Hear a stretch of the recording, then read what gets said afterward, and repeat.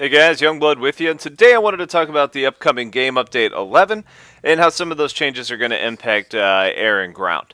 Now, specifically, if you remember in my Fixing the Ground to Air relationship video, I talked about a whole bunch of different things. It spanned the gamut, but there's a couple things that I mentioned that are actually going to be taking place.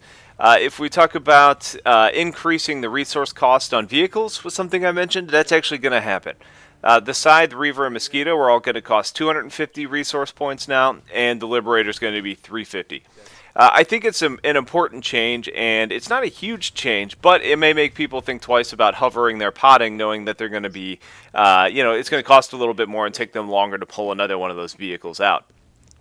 When we start talking about the max is actually going from 100 to 350 resource points. Now, that seems like a huge difference, and it is, and I'm glad it is, because where it stood, it was the most potent option that you had in anti-infantry. Now, is that where it should be? I don't know. We'll have to play and see, and Sony will make adjustments accordingly. But there's some other changes that are actually happening with flak and anti-air as well. The burster buffs that it received when using the ZOE and lockdown are going to be reduced. I don't know what that's actually going to do, if it's just going to be a straight damage nerf when you're using those, or if it's going to be some other mechanic. It'll be interesting to see, but the benefits of the special abilities are going to be significantly decreased while using the burster, which is great. The burster is going to be getting an accuracy penalty when moving. The cone of fire is going to be added over sustained fire as well. So you can't really just sit there and spam rounds downrange now. It's going to kind of open up that bloom, and it's also going to make it harder for you to actually hit your target when you're moving.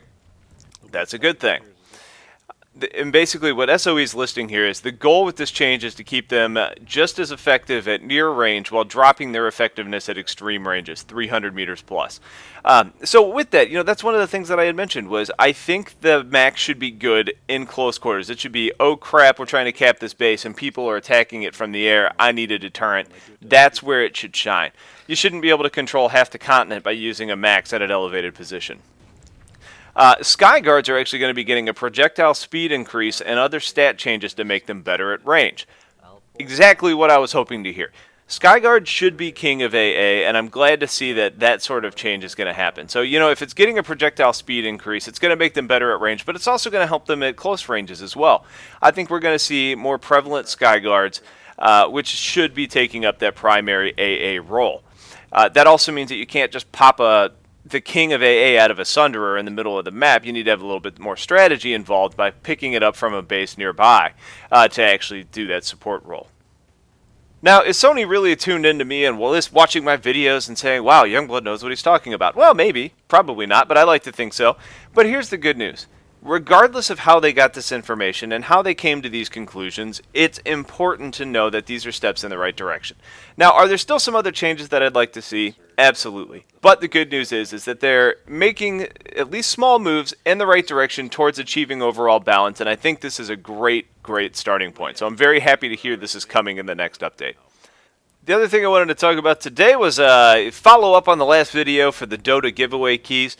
It started out with one key to give, and then thanks to the overwhelming generosity of a couple subscribers, I'm actually going to be able to give everybody that posted a request on the last video a key to the game. So congratulations to everybody. Keep an eye out for your inbox. I'll be sending you a message asking for your Steam ID, and I'll be gifting you those codes.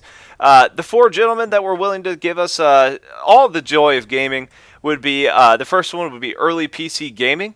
Gave me some codes. He's actually got a YouTube channel, so let's support him for being willing to help out. I'll post a link in the description to go check out his channel.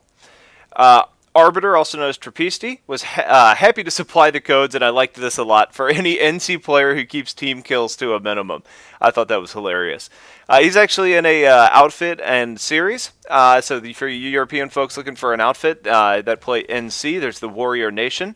I'll be posting a link to that website as well. Natefous was another one. He gave me a bunch of codes, and this fine gentleman has a birthday tomorrow, so let's all give him a big thank you and a happy birthday.